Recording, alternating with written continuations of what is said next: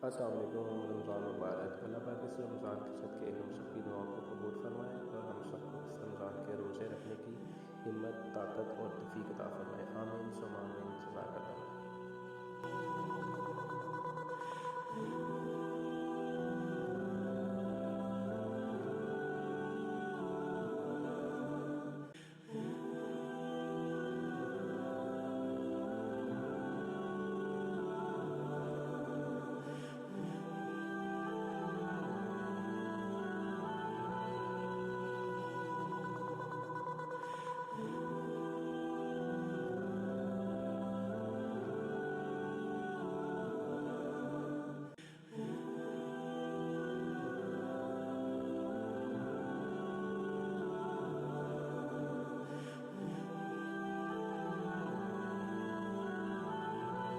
Thanks for watching.